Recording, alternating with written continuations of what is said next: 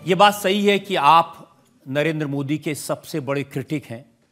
Parliament में, parliament के बाहर आपकी तकरीरों में बहुत सुनाई देता है।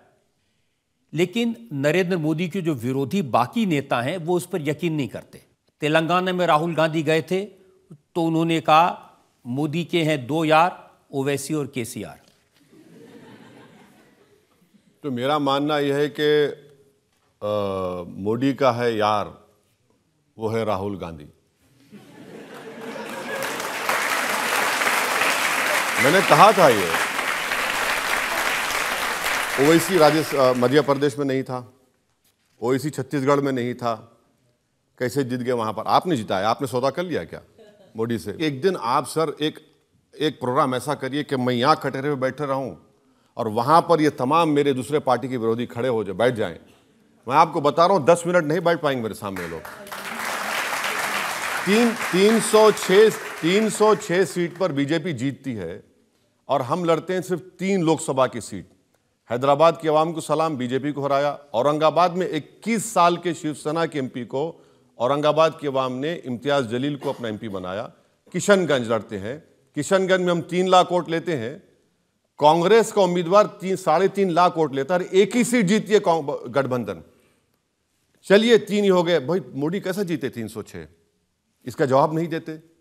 वो जवाब देते हैं, वो कहते हैं कि हर लीडर पे ईडी का केस है, सीबीआई का केस है। एक ओवैसी साहब ऐसे जिनके घर ईडी नहीं पहुंची। नहीं, आप देखिए मेरे जिस्म पर बहुत जख्म है। मेरी आदत नहीं है कि मैं दिखाता रहूं कि मेरा जख्म यहाँ है, मुझे यहाँ मार लगा, मुझे यहाँ मार लगा। बहुत से जख्म है। आप क्या समझ रहे हैं कि मैं चीखा मारते फिरूं, रोते फिरूं कि मैं लुट गया, हाय मैं बर्बाद हो गया, मुझे ऐसा हो गया? होता है। अच्छा, जिस दिन मैं सत्ता में आऊंगा जाहिर है ईडी मेरे पास आएगी। जिस दिन मैं मिनिस्टर बनूंगा, जिस दिन मैं कोई गलत काम करूंगा। इसीलिए तो वो कहते हैं ना कि जो मोहब्बत की दुकान है उसके दरवाजे ओवैसी के लिए बंद हैं। अरे भाई सर बहुत अच्छा है। मैं तो कह रहा हूं कि वो दरवाजा बंद ही रहे हमेशा के लिए। गरीब का दरवाजा तो मेरे लिए खुला है, जो इंसाफ पसंद है उसका दरवाजा मेरे लिए खुला है। जब दिलों में हम आ चुके हैं तो ये अब उसका क्या करना है? देखिए, इसका असर ये है ना कि मोदी के खिलाफ जो अलायंस बना है उस अलायंस में तो आपको जगह नहीं है। नहीं, पहले ही ऐलान हो चुका था, फरमान जारी हो चुका था। फरमान जारी हो चुका था कि ओवैसी को अलाउ नहीं किया जाएगा। ये एलीट क्लब है भारत के सेकुलर चौधरियों का।